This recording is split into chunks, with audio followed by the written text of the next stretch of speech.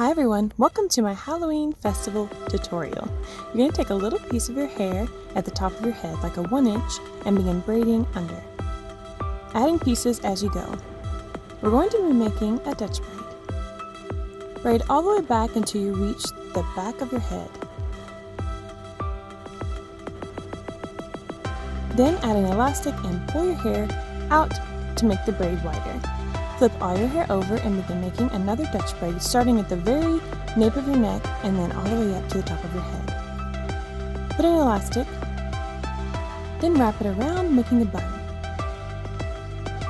Take your Frenchies bobby pins. These are non-slip bobby pins that will not come out for anything.